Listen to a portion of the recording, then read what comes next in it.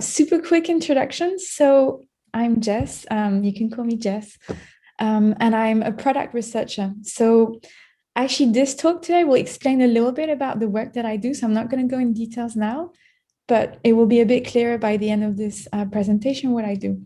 Just one question. Can you just all say or put your thumbs up if you can actually see the animation, like the GIF? Is it animated or do you see a still image?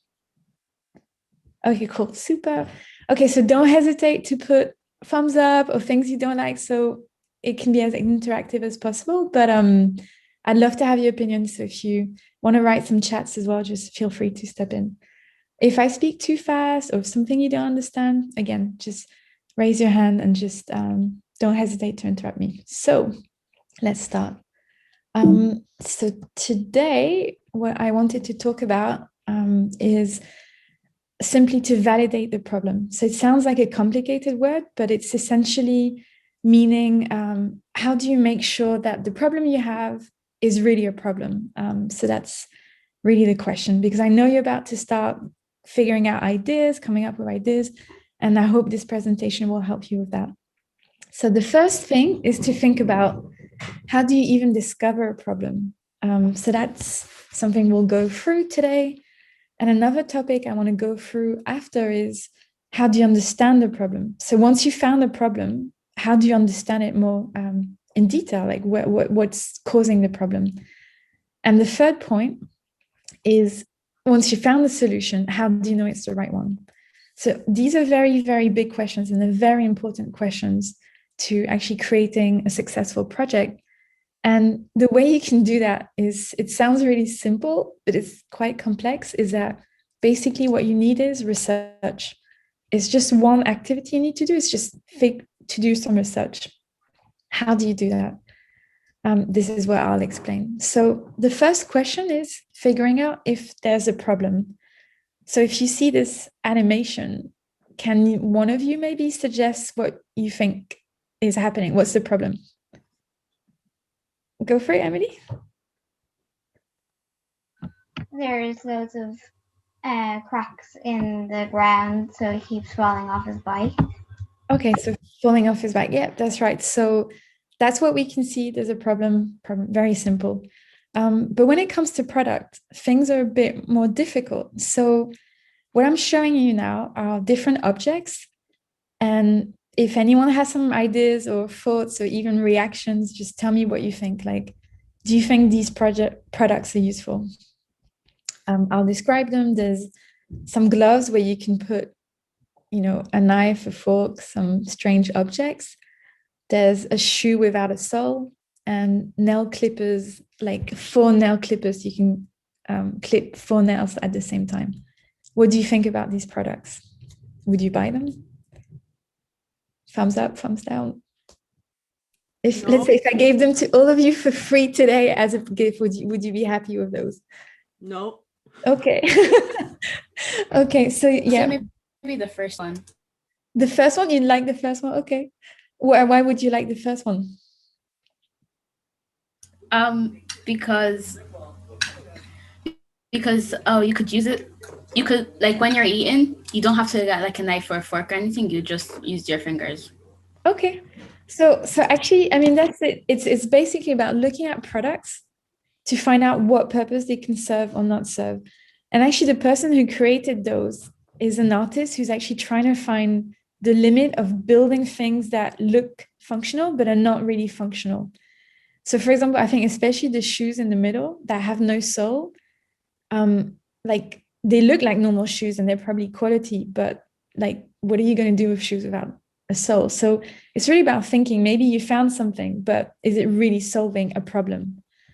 And so now I'm showing you some pictures of actual things you can buy in Amazon or in app stores.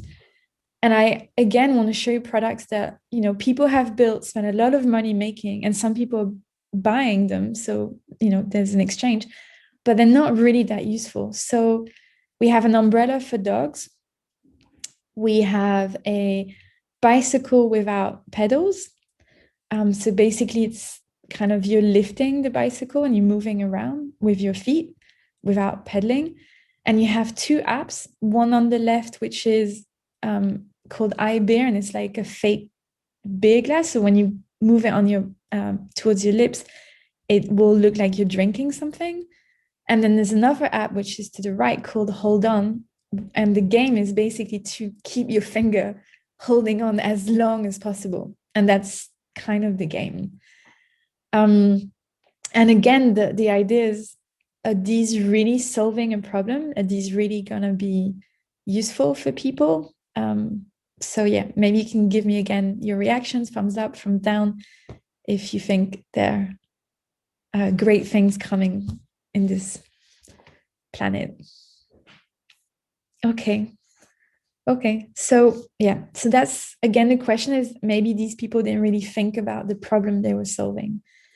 I'll give you one more example. I think that's maybe closer to some things you've experienced. And this is Crystal Pepsi. So this was in the 90s, so a long time ago. And Crystal Pepsi is basically a Pepsi made a transparent Pepsi. So it looked a bit like Sprite, basically like a transparent Pepsi. And it was not successful. And maybe if you can figure out why it wasn't successful, maybe if anyone has a suggestion why you think it didn't work. Alexia, do you have an idea? Go for it. Maybe they didn't have the right ingredients and didn't really taste good, or because the plastic might have ruined the environment and no one really wanted it. Okay, so I mean, these could have been things that happened. And actually, the reason that it didn't work is that that basically people felt it was strange because they were expecting to drink Pepsi. So let's say if you go to a restaurant and they give you a glass, but you think it looks like Sprite, you wouldn't think it's Pepsi, and you think, no, I think you gave me the wrong order. I asked for a Pepsi, but it tastes exactly like Pepsi, but it's transparent. So people were kind of confused because that's not what they're expecting. But also the color of the Pepsi wasn't a problem they had. Like they were actually happy with it. So it wasn't really solving any problem. No one had a problem with brown Pepsi. That's what they knew, that was Pepsi, you know? And so, oh, maybe Alexa, can you mute yourself? Super, thank you. So maybe what I'm trying to reach is that what's really important to think is you can present a solution to someone who didn't realize they wanted it because they didn't think about it. But you will never convince people to buy a solution to a problem they don't have. So when you're coming up with a problem, when you're thinking of something to build, you'll really have to think, okay, is this really solving something for someone? Is this really going to add them value? Or is this going to be basically something they don't need and you know they won't buy it? So again, if we come back to this image and like Emily was saying, you know, there's a hole on the floor, but maybe there could be other reasons that this person is falling. So when you look at the problem, you can see there's a problem, but maybe you have to think, okay, what is the problem? So maybe here, could there be another reason that the person is falling? Can anyone think of another reason apart from the hole that maybe this man is falling from his bicycle? He probably wasn't concentrating. It could have been easily avoided, but apparently he wasn't concentrated and he went into the hole. So yeah. So maybe you're right. Maybe lack of concentration. I mean, there could be lots of things. Maybe his shoelaces weren't done and they went through his, you know, his pedals, and then he fell because then he was like distracted and fell. Maybe his bicycle, like the wheel just broke just a few seconds before and we don't see it. Maybe if we even think about why there's a hole in the first place, maybe there was an earthquake last week and we didn't see it. And like there's lots of ways you can think about, okay, you've identified a problem, you found a problem, but then you have to think, okay, what's causing the problem? Like what is technically the problem? So you could give this man, for example, you could invent the best helmet to protect people from accident. That would be a really great idea. You could invent a bicycle that doesn't fall. You could invent streets that don't break so there's no holes. Like there's lots of ways that you can solve this problem. Okay, so now I'm going to talk about an example of a problem that people didn't know they had, but then when they got the solution, they were super happy. So you probably know cameras, you've probably taken pictures, but before cameras, before digital cameras, cameras were very different. So you had a camera, then you had to buy some films, and maybe you don't remember, or maybe you never experienced it, but films were only 24 or 36 pictures possibility. So you could only take 24 pictures or 36 pictures. That's it, nothing more, nothing less. And films were very expensive. So when you took a picture, every time you were thinking, should I really need to take that picture or not? Then once you've taken the pictures, you had to remove the film really carefully, because if you didn't do it properly, all your pictures would be lost, all of them. And once you had the film ready, you had to get it processed, which meant you getting to a professional, or if you knew how to do it, getting processed, which means using a lot of very strong chemicals. And this was a process that took a long time. And also, once you did develop the pictures, you'd have lots of pictures, physical pictures, and you had to store them, put them in albums. You had to maybe label them, and you wouldn't remember they were from. So pictures before digital camera were quite a complicated and expensive thing. And then they invented the digital camera, and people were really, really happy. They hadn't thought about it. So when they were offered this solution, they realized, yeah, actually, taking pictures is a problem. It is difficult. So they didn't have the idea at first. But what it did when you bought them a digital picture is that it saved you time, because then you could get your pictures immediately. So that's a really great way of solving the problem. It was cheaper because you didn't have to think, oh, this picture is costing me too much money, I have to get it developed. So again, if you talk about time and money, people are really happy. And then another really great advantage that you probably experience all the time is you could share those pictures really easily with lots of people. So, if you had a baby, you could share the pictures with the whole family throughout the world, instead of sending letters and doing all of that, which is a lot more complicated. So digital cameras were an invention that really solved the problem that people didn't know they had. So now I want to talk about, how do you figure out that your solution is the right one? So, in this case, digital camera, whatever, when you find an idea, how do you know it's the right one? And I'm going to give an example maybe of something you've seen before called a Segway. So a Segway is a machine that can bring you around. It's a little bit, like a electric scooter, etc. So you hop on the machine and you can just basically orient yourself so it moves you around. And the Segway, when they made it, their idea was to solve the problem of walking. People didn't need to walk anymore, because walking is tiring. Walking is, if you're carrying things, it's heavy, it's not fun. It can even hurt your body, maybe if you have bad knees, for example. But the people from Segway thought the whole world would stop walking and everyone would use a Segway. That was their vision. And lots of people thought that was the future, But do any of you have a Segway? Do you stop walking? Okay, so I guess they were wrong then. They had something, but it didn't work. And actually, this year, Segway stopped selling to private people. They're only selling Segways to big companies and governments. And the reason is that Segways, when they were on the street, they took a lot of space. And the problem is they were not very comfortable on the pavement, because there were other pedestrians that they could maybe hurt. And they were not fast enough to be on the street with cars. And it felt dangerous because they don't have helmets, they don't have protection. So it was not really practical. But another huge problem was simply streets. I mean, there's holes if you go on the street. If you go on the pavement, there's branches, there's sometimes not even a pavement. So Segway was a really good idea, and it's really useful, but not in the context that they were thinking about it. Not every single person was going to buy one. So that makes sense that now you see a lot of Segways in airports, because it's true, in an airport, you need to go really fast. If you work there, maybe for security or something, to go from one place to another. And in an airport, the floor is very smooth.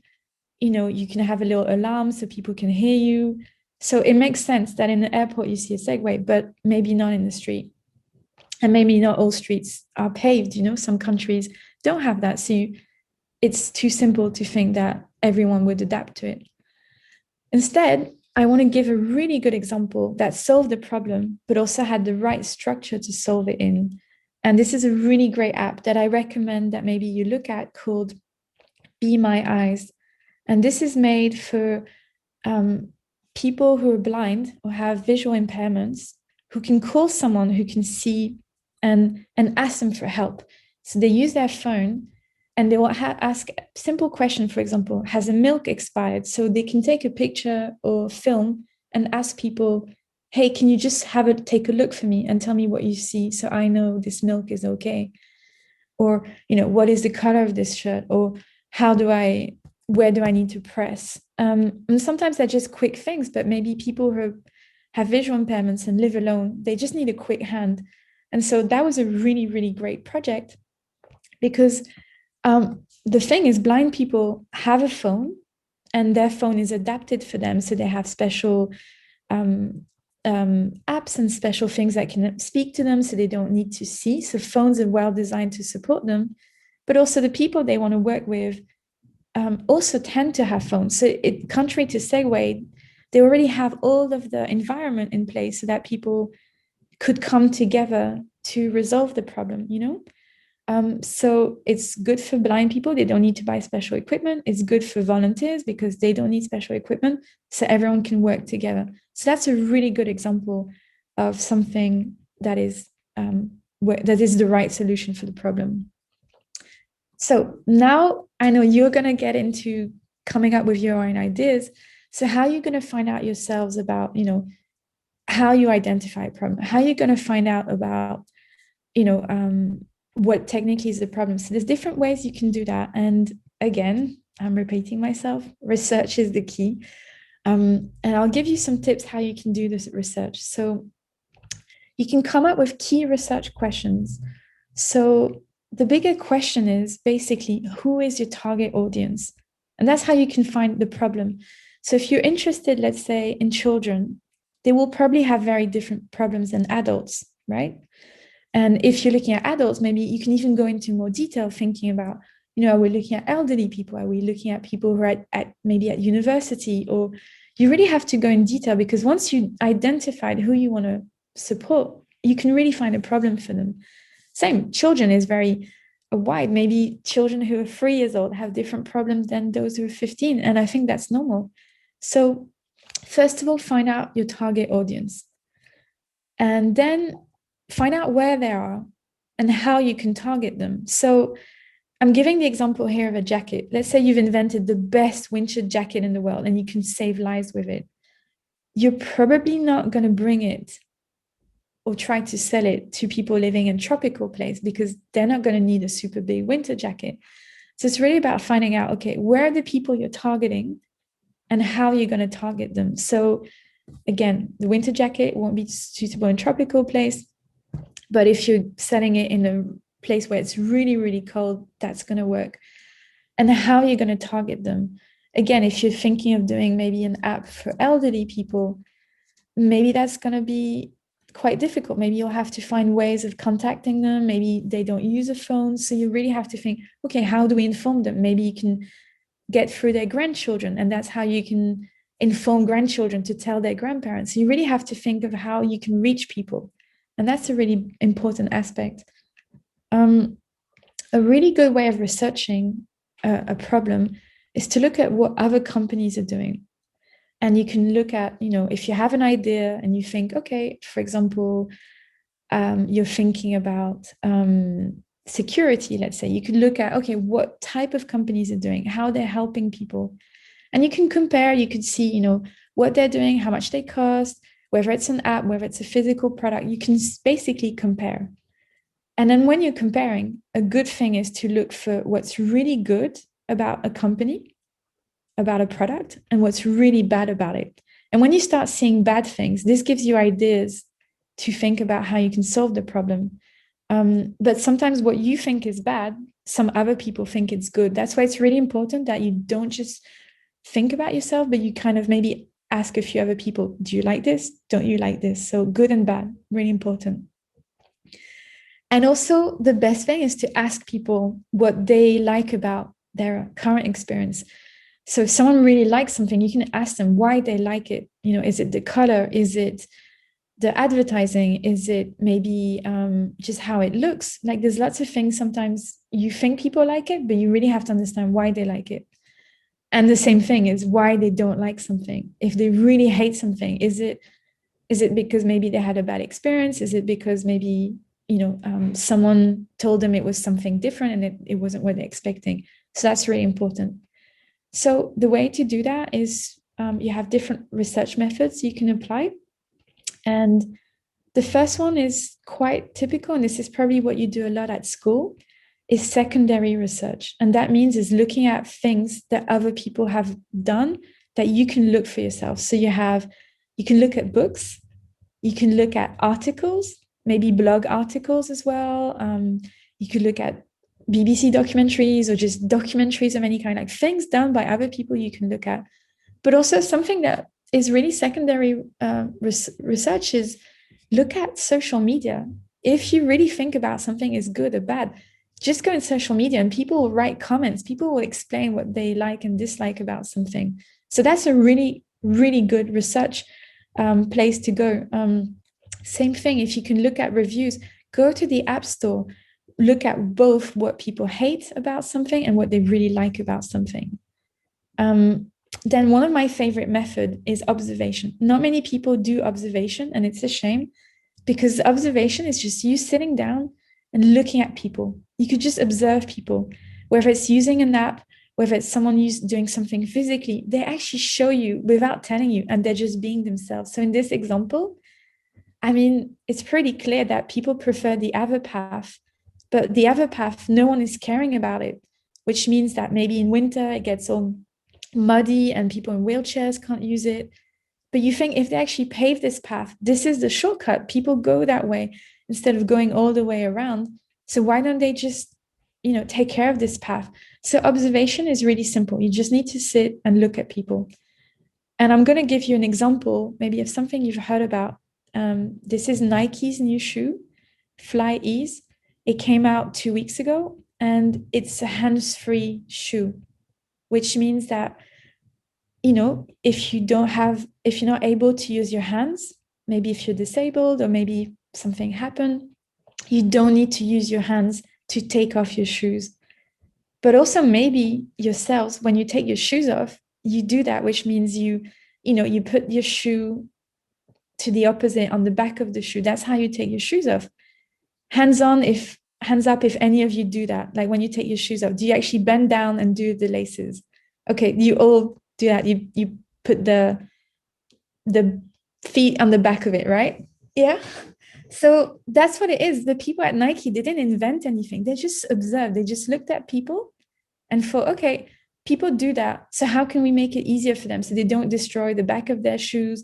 And we make it in a way that's super simple. So that shoe is just based on the observation, So again, don't undermine the power of observation. It's really important. Another good tool, research tool, is surveys.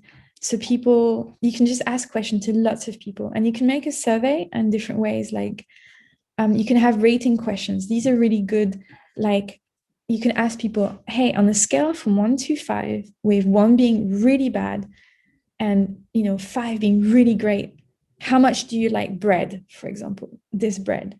And people will tell you, I give it a 1, this is really bad, or I give it a 5, this is amazing. And you'll have a score in the end, which will give you an idea where more or less people are. And if the score is closer to 5, this is really good. If the score is closer to 1, obviously it's not good. So anything in the middle maybe gives you an idea that people, there's room for improvement. This isn't perfect. So rating questions are very helpful. Another type of question that you probably see in surveys are open-ended questions. And that means you can ask questions that are quite wide. You could ask people, tell me about, something that frustrates you with this. And people can then write a long story and describe it. The problem with these questions, it takes a lot of work to analyze. So open-ended questions are good more for sometimes clarification. Like if someone says, I hate it, you can ask them, can you explain why you hate it? So that's a good way. Another type of questions are multiple choice questions, which are essentially looking at giving people options and asking them, hey, pick your top 3, aspects that you like. Is it quality? Is it price? Is it color? So you could write a list of description and ask people to top the top 3, so you know what's important for people. So these are really good also types of questions you can have. And lastly, this example that I'm going to give you as a good research method are interviews. So interviews, they're really, really great. So if you have any questions, you just go to the people. And again, this relates to your target audience. So if you're doing something with children, just ask them, what is it that they're frustrated with? And I recommend just thinking about 2 things. Don't ask them general questions like, what is wrong with this thing? Ask them personal questions, whoever you're speaking to, so that they know they're the expert on themselves. They can tell you what they think.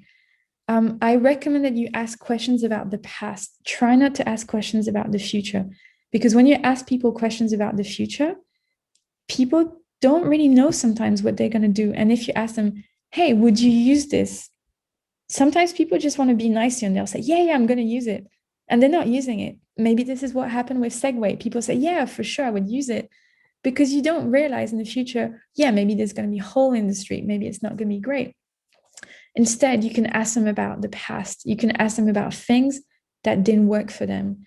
So you could simply go, hey, can you remember the best pair of sneakers that you had in your life? What was special about them? And people can then tell you, oh yeah, these shoes were amazing because blah, blah, blah. And I don't know, whatever, they were super comfortable. And they can tell you, and that's how you can learn about the past, right? So that's it. I thank you so much for the time for listening to me. And maybe if you have a couple of questions, you can ask me now. But yeah, I hope it gave you some ideas about thinking about problems. I have a question. Sure. Well, probably a statement. I'm actually thrilled by the shoes. Is it out? Yeah, it's out. So the way it was invented, can I buy it? You can buy it. I forgot the price because it's pretty new, so the price was detailed probably, but they were really designed as well for people that have disabilities. So for people that cannot use their hands. Yeah. Right. Yeah. Okay. Yeah. Well, that's my statement. I'll leave it for the girls. Come on, girls. You have any questions? If you don't have, I'm going to ask. All right. So cool. I'm going to ask. I think I have the Memory Heaven girls here because they did this. They did the Technovation challenge last year, and they won the challenge. So they are here with me. I want to ask them the research method they used during the development of Memory Heaven. Do we have Rachel or Margaret or who is here? Turn on your camera and give me an answer. Okay. Where is she? Sorry, it's just my laptop's doing it. Sorry, it's Patricia because my mom was using it before me. Hi everyone, I'm Rachel. That's part of Memory Haven team. So basically for our app, we used interviews and surveys. So first we did an interview first we did a survey and we got the feedback and then we put out another one, like more precise and direct. And then we did an interview with Clodagh Whelan from the Alzheimer's Society of Ireland because our app was about dementia and she'd know a lot about it, to kind of ask her to ask her about the app and to see if she would change anything about it. There was one thing she told us that like the words we were using were a bit not suitable, kind of like we were saying suffering with dementia. She told us to change that. So just kind of getting feedback from her and stuff like that. That's pretty much what we did, interviews and surveys. Yeah, that's good. Is Margaret here? Do you want to add to it? I have a question, Rachel.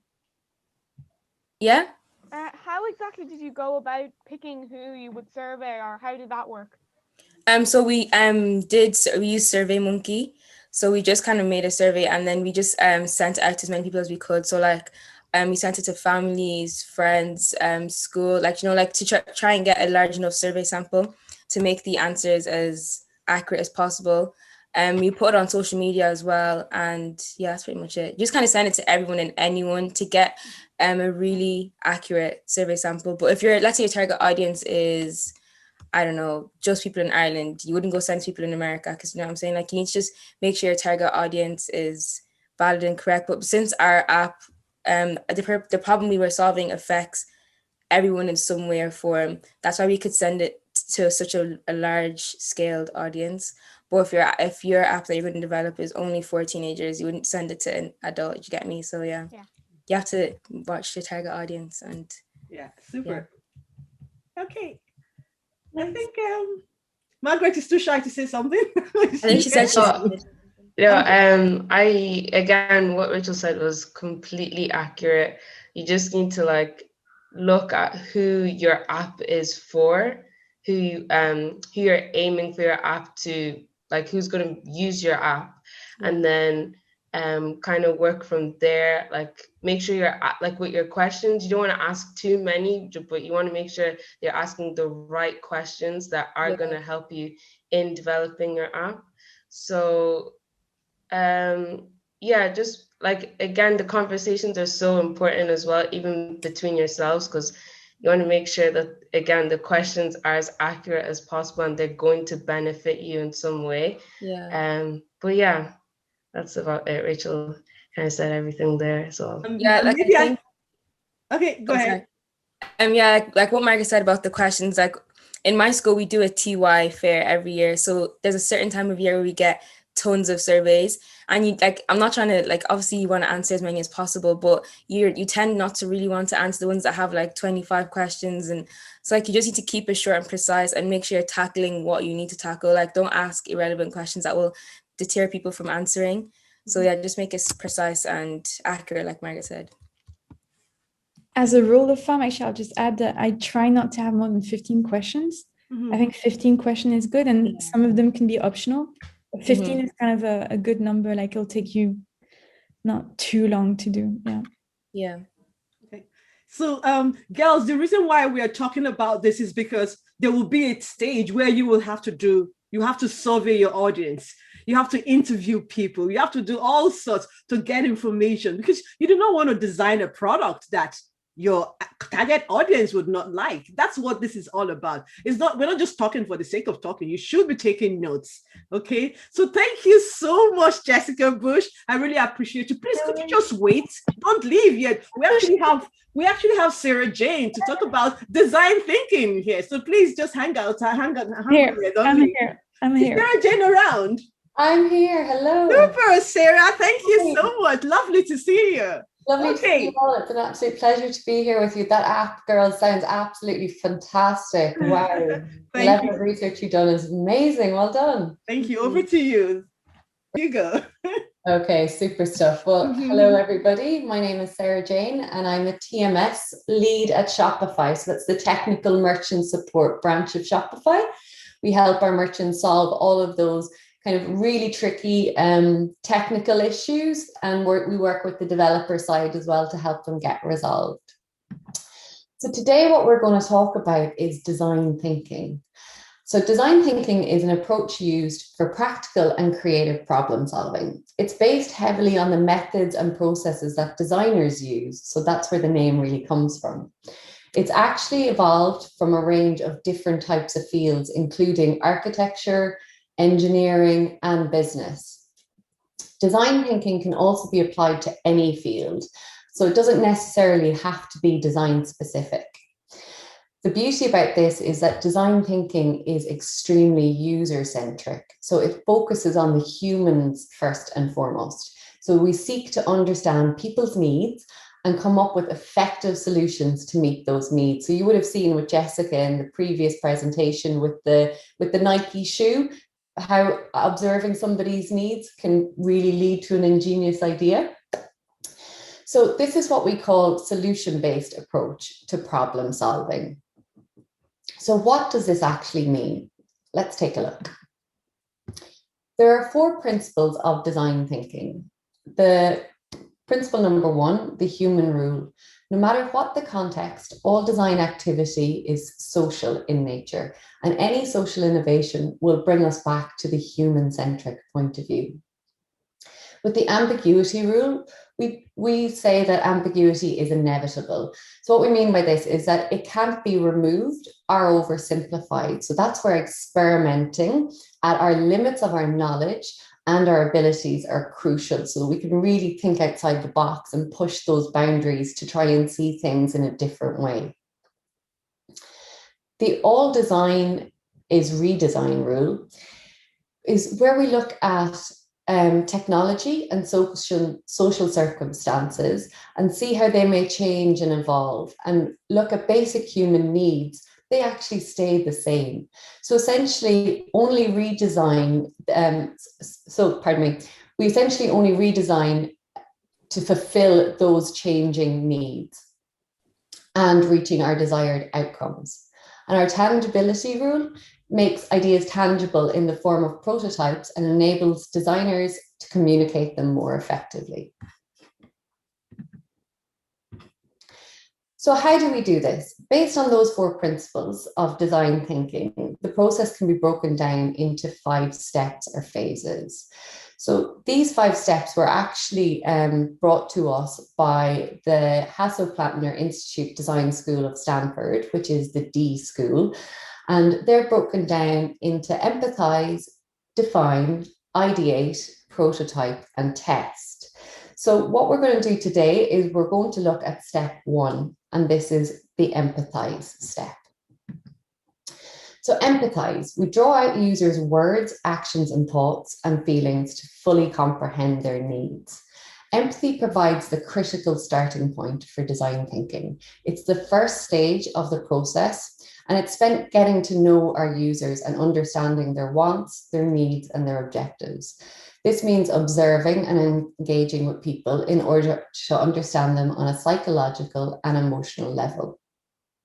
During this phase, the designers, or you, will seek to set aside your assumptions and gather real insights about the user. So what Jessicca was saying there about the really good interview questions, this is where those skills come in best. So one of the tools that we're going to look at today to help you guys get on the road with practicing your empathy and getting into the minds of your users is using an empathy map.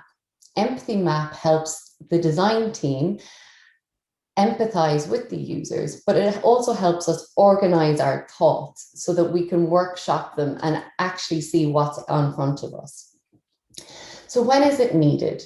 We'll use the empathy map when we want to get into the hearts and minds of the user, and also when we want to articulate what has been remained unsaid.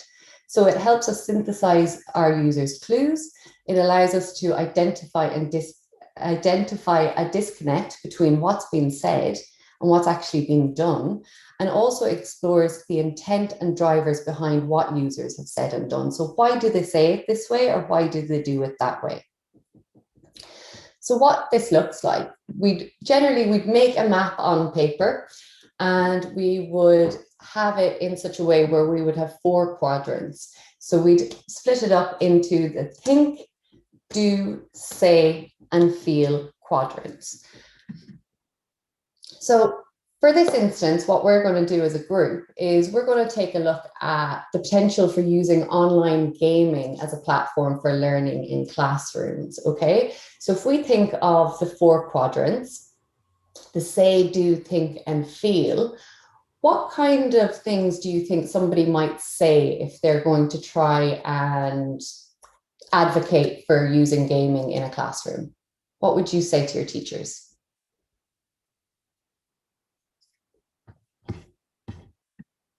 You feel free to chat up because I can't see the chat box.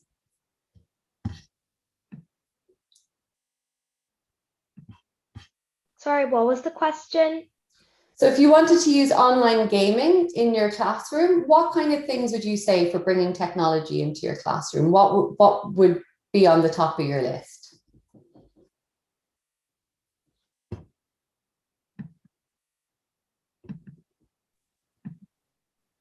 Yeah, I would say that it's quite engaging. It's a very practical approach as well.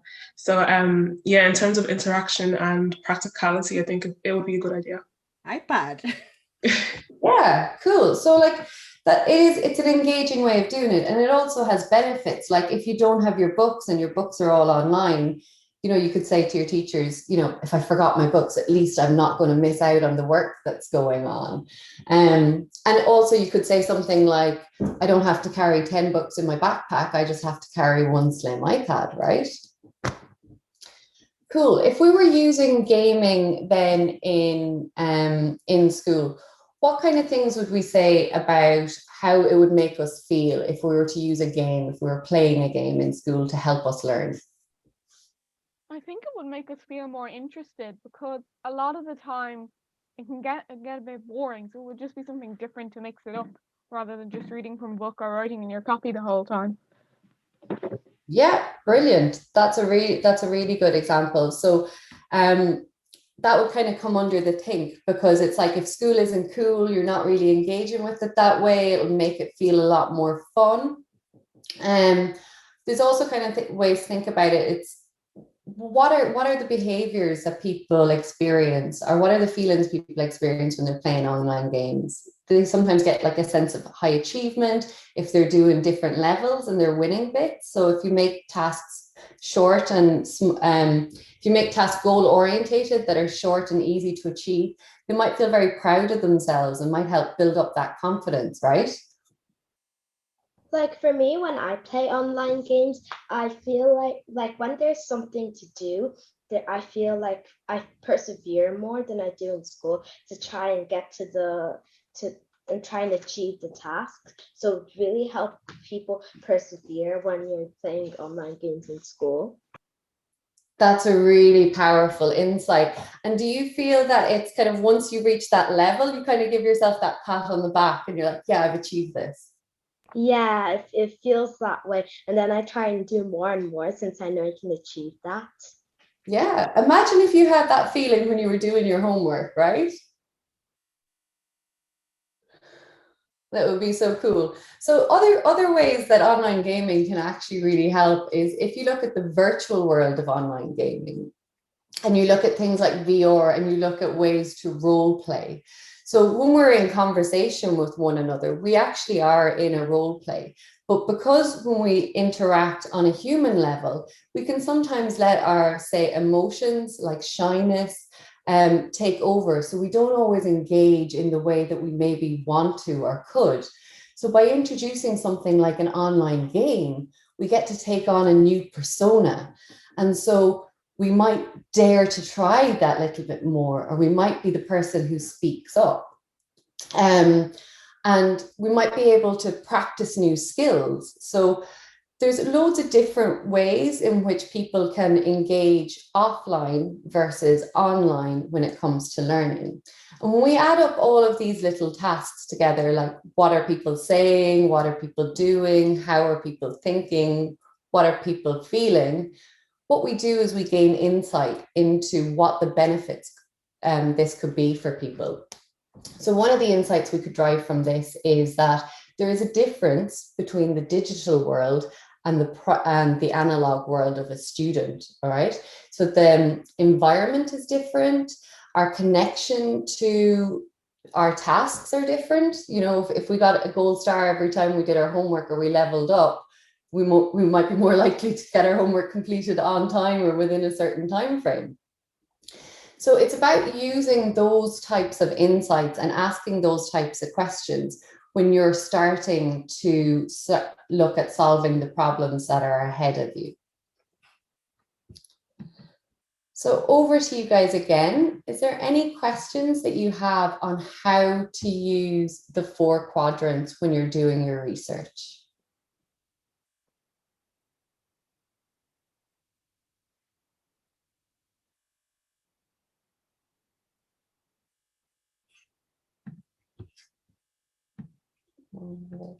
If you could remind us of what these 4 quadrants are, I if will. you could give them a kickstart. Let's go back.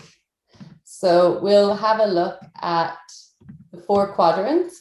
So What topics are you girls working on at the moment?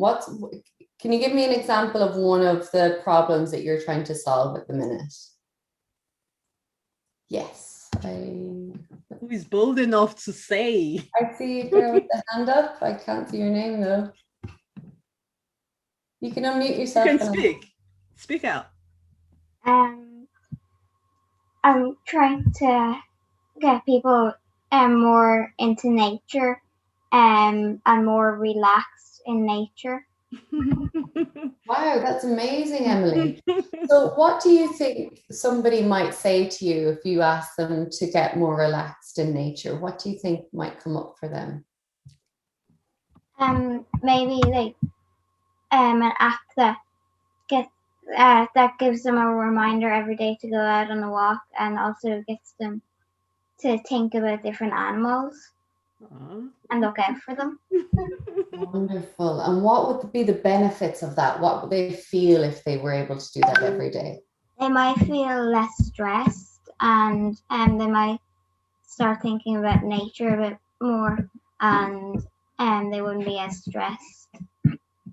That's wonderful. So you're already halfway round the empathy map here. You've got the fact that it would be de-stressing for them, that they would feel a lot more calmer. It would also give them something to do, so it would be a physical activity, wouldn't it? And that they'd be more aware of their environment.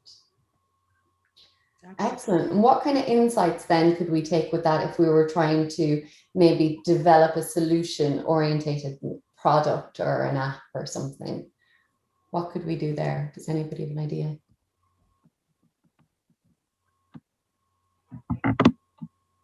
I'm not really sure yet. Someone else can answer. It doesn't have to be you. Girls. I see a hand up as well. I can't see anybody's names though, unfortunately. I think it's Alexia. You can speak, Alexia.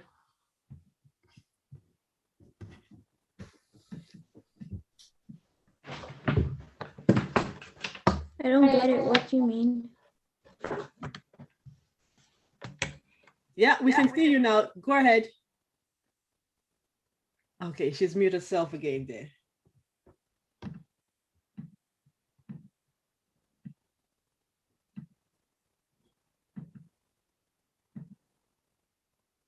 Oh, you don't understand. Oh, okay. So that's good.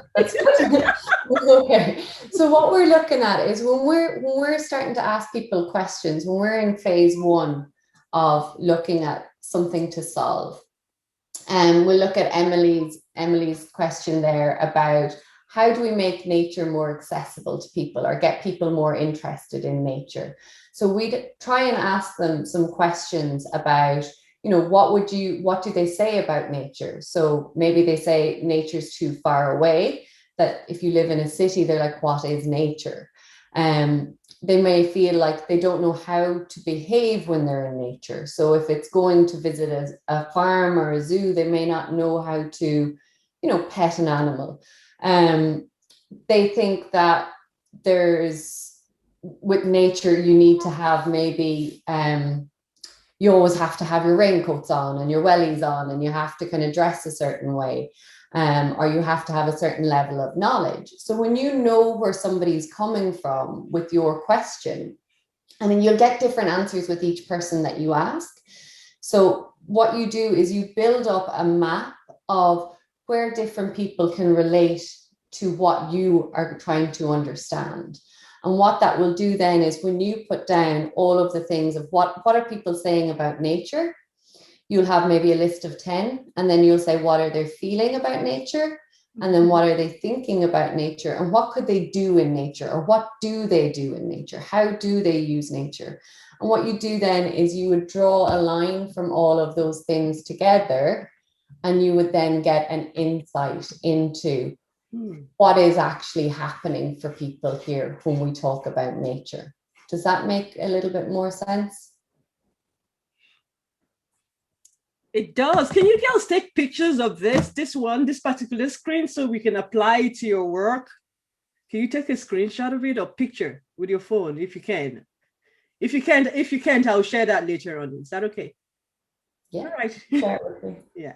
I guess they need to think deep and see how they can apply it to their work. That's it. So this is basically when you start asking your questions, when you're going into your interview stage, get a big A4 piece of paper, or a bigger piece of paper than an A4, and split it up into your 4 sections and write say, feel, think, and do, and write down everything that's coming in. What are people saying? How does that make them feel when they're in nature, or whatever your question is? And once you have all of that information collected, you'll be able to see, okay, I'm seeing that, people feel really good when they're in nature. They feel less stressed, but they don't have a park near them. So maybe how could we bring nature to somebody who doesn't have a park? Is nature just a park, or is having a small little window box and a little herb garden, can that be a gateway to being in nature? So that's why you ask all of these types of questions from lots of different people to gain your insight.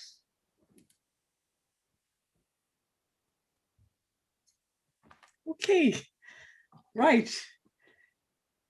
Thank you so much. Is that all from you? That's all from me. Super. Thank you so much. Thank you so much, Sarah Jane. So I think before we leave, I also want to ask some questions from the Memory Haven team, because they went through this approach last year. So I want to see how they were able to apply design thinking in developing Memory Haven. Okay, so because we did design thinking as well. So do I have the girls in the room? Rachel, Margaret, Joyce. Is Joyce here? Okay, so I probably want to ask a question now. So how were you able to apply design thinking in developing Memory Haven? You know yourself, design thinking basically has 5 main stages, just like what Sarah Jane mentioned. She talked about the empathize stage, the definition stage, the ideate stage. She talked about the prototype stage, and of course the testing stage. So tell me, girls, how did you empathize when you were developing Memory Haven? What exactly did you do? Well, first we had to figure out our target consumers. So that was people living with dementia, their caregivers, doctors, healthcare practitioners, and their families and friends, and to kind of zone in on the problem. And then we created personas to really kind of get an idea of like what we were trying to do and how we could best tackle the problems. And then for the definition phase to define, we then zoned in on the problems that we could solve. Obviously, dementia is, as of now, incurable. So we knew we couldn't cure it, but we wanted to make life easier for people living with dementia. So we zoned in on the problems and the main problems were memory loss, recognizing friends and family. So then we defined the problems we're trying to solve. So help with memory loss and help with remembering friends and family. So from that's when we came up with our features, like the memory games, the reminder alert feature, the face recognition feature, and other features around that to help the problems. Okay, so that's basically, so you started from empathizing, feeling, trying to feel the people that actually experience this problem. You felt them. You drew personas, to actually identify a typical person that's facing that problem. So based on that personas, of course, you're able to figure out what exactly will they need to help them out, to alleviate the problem they were facing. Fantastic. And you now eventually define the problem. And you only define the problem because you were able to feel the people. So that's where, you're not able to define the problem. Now, tell me, when you were doing your ideation stage, you said you had, you figured out some problems, right? Yeah. So how were you now able to find a solution to those problems that you categorized? I remember you categorizing them into 3. One, problem with recognition, problem with speech, I think, and a problem with memory, okay? Yeah. Put them into 3 categories. How were you able to find solutions to them after figuring out the problem? Well, so after we figured out the problem, like you said, we had to group them together, and then so it was to improve memory recognition, and then the third group was speech and mobility. So to do that, we then had to try and we had a session where we just kind of came up with ideas of ways to alleviate those problems or make them to combat the effects of them. So for example, to improve memory, that's where the music player came in, because from doing our research, we discovered that musical memories are least affected by dementia. So that's where we put the music playlist in there. The memory games came from research again, that they have been tested and have been proven to improve to help with memory loss. So it was kind of a case of research, then with research, find the problem and see how we could combat this problem. So yeah, it was down to research and kind of working together to figure out how the best way and the most effective ways to combat these problems. If I can remember then as well, because my mom had dementia. She died recently, that period as well. Yeah. And the experience I had with my mom was also poured into it in terms of, this is the way she responds to XYZ. So yeah, it was like, it was like a form of research, but firsthand, from a firsthand experience from you, Auntie, you telling us about your mom. That was also us kind of researching, because we figured out what she tackled and what she struggled with, and from that we came up with solutions to combat those problems. So our features for our app all have a specific reasoning and directly related to the problem. Directly related to the problem. That's what I'm saying. Yeah. So once you're done with that, figuring out the solution, what did we now do next? Then we went for the prototype. Exactly. We went for prototype. We designed the prototype. Then after designing the prototype, what next? After designing a prototype, we then tested the prototype by testing ourselves and sending it to people to exactly test. Super. So there's stages. Then after testing it, we got feedback, isn't it? Yeah. And now went back and fixed it again. So that's what design thinking is all about. Yes, I just brought them in so that they can actually. So it's not all about what they're just saying. It's you actually practicalize it. So you're going to do this in your project. Okay, you're going to do this in your project. And I really want to thank. I don't want to take too much of your time. We've gone past, the 3 minutes. We've gone past the time. But I want to say a big thank you to our speakers for today. Thank you so much, Shopify, for bringing these fantastic ladies in. I want you girls to turn on your camera now. Let's give them a round of applause as usual. Everybody turn on your camera. I want to see every face and give them a round of applause. Yes, that's it. Thank you so much. We really appreciate it. Now, do you have any other question that we need to address before we leave? Any question? Query? No? Okay. If that's it. Again, thank you so much. I appreciate you guys. So next week, we're going to have another guest speakers. Thank you so much and have a lovely day. Bye for now. Thank you. Bye-bye. Cheers. Thank you. Thank you. Thank you. Bye. Thank you. Thank you. Bye. Thank you. Thank you. Bye. Thank you. Bye.